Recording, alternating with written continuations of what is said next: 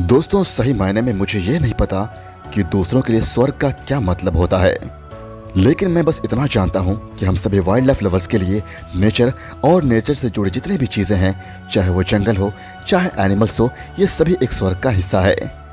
और दोस्तों, एक ऐसा ही जन्नत है मासाई मारा। ये सुनने में ही कितना अच्छा लगता है कि शेर यहाँ सदियों से रहते आ रहे हैं। इसके साथ ही जंगल की परछाई कहे जाने वाले लेपर्ड और जंगल के सबसे माहिर शिकारी और बुलेट की रफ्तार से दौड़ने वाला ये चीता भी मासाई मारा में बहुत पहले से रह रहे हैं। वैसे तो हम सब मासाई मारा और यहाँ के जानवरों के बारे में थोड़ा बहुत तो जानते ही होंगे, और इन बिग कैट्स को देखकर हमें बहुत अच्छा भी लगता होगा। और इसीलिए आज हम इस वीडियो के जरिए इन्हीं बिग कैट्स के जीवन को बेहद करीब से देखने वाले हैं। जन्म से लेकर बड़े होने तक इनकी जिंदगी में किन किन चुनौतियों का सामना इन्हें करना पड़ता है, और मासाई मारा जैसे जगहों पर जहां हर मोड़ पर मौत घूम रही हो और इतना कंपटीशन हो, वहां पर इन्हें सरवाइव करने में कितनी मुश्किलें आती है, ये सब हम इस वीडियो के जरिए देखने वाले हैं। और साथ ही आज हम इस सफर पर निकले हैं कि मासाई मारा का असली हकदार कौन है। तो अगर आप भी इस सफर में मेरे साथ हैं तो वीडियो को अभी लाइक कीजिए और चैनल को सब्सक्राइब करके बेल आइकन प्रेस करना मत भूलिएगा, ताकि मैं जब भी कोई नई वीडियो अपलोड करूं तो उसकी नोटिफिकेशन सबसे पहले आपको मिल सके। दोस्तों, मासाई मारा हर कुछ सालों में बदलता रहता है, और केवल यहाँ का वातावरण ही नहीं बदलता है बल्कि यहाँ के जानवरों में भी कई बदलाव नजर आते हैं। जैसे यह है मार्श प्राइड, जहाँ आज से कुछ ही सालों पहले बिल्कुल ही अलग श्रेणियां नजर आती थी। पिछले कई सालों से यहाँ चार्म को देखा जा सकता था, लेकिन अभी तो यहाँ चार्म की एक बेटी क्लाउडी आई और चार्म की बहन की बेटी कबाबे ही है। वैसे तो अभी ये दोनों बहनें जहाँ है वो इनके लिए इतना भी ज्यादा सुरक्षित नहीं है, लेकिन शेरों की यही तो खासियत होती है कि ये बहुत ही ज्यादा काम रहते हैं। वैसे मासाई मारा में एक ऐसा भी जगह है जो घर है लेपर्ड्स का। यहीं पर रहती है फिग नाम की एक मादा तेंदुआ, लेकिन अभी ये अकेले नहीं है बल्कि इसके साथ है इसकी बहुत ही छोटी बच्ची मारी दादी। तेंदुए छुपने में माहिर होते हैं और इसीलिए हम इन्हें घोस्ट ऑफ द जंगल कहते हैं, लेकिन ऐसा ये शौक से नहीं बल्कि ऐसा इसीलिए क्योंकि शेर, लकड़बग्घे और ऐसे ही दूसरे जानवर हमेशा इनके पीछे हाथ धोकर पड़े रहते हैं। इधर दूसरी तरफ मार्श में बहुत सारे बफेलोज ने मिलकर दोनों शेरनी बहनों को आपस में घेर लिया है। काफी देर तक कबाबी और क्लाउडी आई यूं ही चुपचाप बैठी रही और इन्होंने बच्चों को अपने ही नीचे एक पेड़ के तने के पास छिपा दिया था। और फिर कुछ देर और हो जाने के बाद जब इन दो बहनों ने हार नहीं माना तो बफेलोज को खुद ब खुद पीछे हटना पड़ा, और इसके बाद पेड़ में छुपे बच्चे भी बाहर आ गए। इस परिवार ने मौत को बहुत करीब से देखा है और ये बच्चों के लिए एक अहम सबक साबित होगा। मासाई मारा में ही इस वक्त अमानी नाम की एक चीता भी रहती है। इसके 3 बच्चे हैं और ये अभी 9 महीनों के हो चुके हैं। ऐसे में अब इनमें एक असली चीता होने के हर गुण आने लगे हैं और कुछ समय के बाद ये अपने परिवार से अलग भी हो जाएंगे, लेकिन तब तक के लिए तो ये एक परिवार ही है। मार्श प्राइड में तो अभी सब कुछ अच्छा चल रहा है। पिछले कुछ सालों में ही यह प्राइड कितना ज्यादा बदल गया है। चार्म की जगह अब उसकी बेटी क्लाउडी ने ले ली है। वैसे तो इसके 4 बच्चे थे, लेकिन बाद में इसके 3 बच्चे कहीं गायब हो गए। अब जो इकलौती बच्ची बच गई है उसके साथ क्लाउडी आई का एक कमाल का रिश्ता है, और ये रिश्ता जीवन भर ऐसे ही बरकरार रहने वाला है।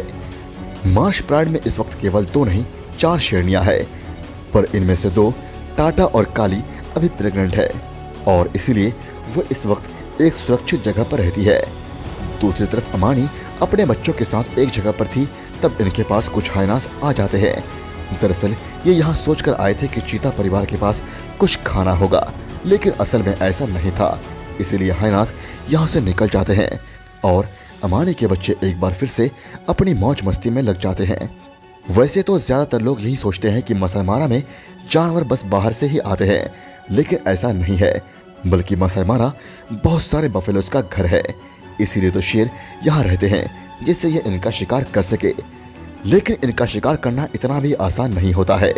और सच तो यह है कि बफेलोज अफ्रीका के सबसे एग्रेसिव जानवर होते हैं और इन्हें ब्लैक डेथ के नाम से जाना जाता है। एक इकलौते शेर में इतनी ताकत नहीं होती है कि वो एक मेल एडल्ट बफेलो का सामना अकेले कर सके।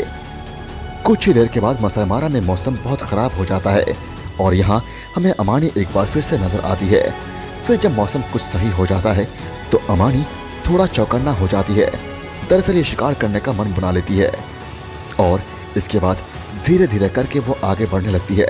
हालांकि आगे इसे कोई बड़ा शिकार तो नहीं मिलता है, पर इसे एक छोटा गजेल मिल ही जाता है। जिसके बाद ये इसे अपने बच्चों को सौंप देती है, जिससे यह भी शिकार करना सीख सके। आज परिवार ने बहुत बड़ा शिकार तो नहीं किया, लेकिन आज यही काफी है कि बच्चों ने शिकार कैसे किया जाता है ये सीखना शुरू तो किया। वैसे अब तक आपने ये नोटिस किया होगा कि मार्श प्राइड में केवल शेरनियां ही है और यहाँ एक भी नर शेर नहीं है। तो बात यह है कि मार्श प्राइड में 5 बड़े नर शेर भी हैं, लेकिन क्योंकि ये बहुत ज़्यादा ताकतवर हैं तो ये मार्श प्राइड के अलावा दूसरे प्राइड्स पे भी राज करते हैं। और अभी ये ऐसे ही एक प्राइड के साथ है जिसमें 2 मादाएं हैं। ये पूरा इलाका इन्हीं का है और इसीलिए ये कहीं भी रह सकते हैं। वैसे मासाई मारा में केवल बिग कैट्स ही लाइमलाइट में नहीं रहते हैं, बल्कि यहाँ के हाथी भी बहुत ज़्यादा फेमस है और हाथियों की तो अलग ही बात होती है। इधर दूसरी तरफ फिग और मारी दादी दोनों ही बाहर खुले में आए हैं। वैसे तो आमतौर पर ऐसा देख पाना बहुत ही रेयर होता है क्योंकि लेपर्ड्स छुप कर रहने में ही यकीन रखते हैं, लेकिन शायद क्योंकि अभी दोपहर है तो फिग अपनी बेटी को यह दिखाने लाई है कि ऐसे खुले में रहना कैसा होता है। कुछ ही देर के बाद फिग को एक बबून दिखता है, इसीलिए ये बड़ी ही खामोशी से यहाँ से आगे बढ़ जाती है क्योंकि अभी यह किसी भी लफड़े में नहीं पड़ना चाहती है। बबून्स ऐसे जानवर होते हैं जो काफी हद तक इंसानों की तरह ही होते हैं। ये भी परिवार में एक साथ रहते हैं, एक दूसरे का ख्याल रखते हैं और हमारी तरह ओमनिवोरस होते हैं। इधर दूसरी तरफ मार्श प्राइड के सरजमी पे बच्चे अपनी माओ से दूध मांग रहे हैं, लेकिन पिछले 2 दिनों से इन्होंने शिकार नहीं किया है, तो ऐसे में ये करे भी तो क्या करे। अब इसीलिए क्लाउडी आई और कबाबी शिकार करने के लिए निकल जाती है। इनकी नजर एक वार्थॉग के झुंड पे होती है, पर जब ये शिकार करने के लिए जाते हैं तो वार्थॉग्स यहाँ से भाग जाते हैं। इसके बावजूद भी कुछ समय बीत जाने के बाद दोनों बहनें एक बार फिर से शिकार करने निकल जाती है। इस बार क्लाउडी आई एक वार्थॉग को सबसे अलग करके उसके पीछे दौड़ती है, लेकिन अपने दूसरे कोशिश में भी ये नाकामयाब ही होती है। ये काफी देर से शिकार करने का प्रयास कर रही थी, लेकिन अब आखिर में इन्हें खाली हाथ ही घर वापस लौटना होगा। तो अब आखिरकार इनके बच्चों को दूध कैसे मिलेगी। ये दोनों माएँ अब शिकार पर निकली हुई है। घर पर बच्चे मोस्टली अकेले रहते हैं, पर बच्चों को अकेले छोड़कर जाना ऐसे खतरनाक जगहों पे सही नहीं होता है क्योंकि मौत हर तरफ मंडरा रही होती है और किसी भी वक्त इनका काम तमाम किया जा सकता है। दोस्तों, देखना आगे ये है कि ये दोनों बहनें कामयाब होती है और क्या ये चीता माँ अपने बच्चों को ट्रेन कर पाती है और क्या ये लेपर्ड माँ अपने बच्चों को सर्वाइव करने के हुनर सिखा पाती है। जानेंगे अगले एपिसोड में। Till then keep supporting and do subscribe the channel and hit the bell icon. Thank you so much, guys.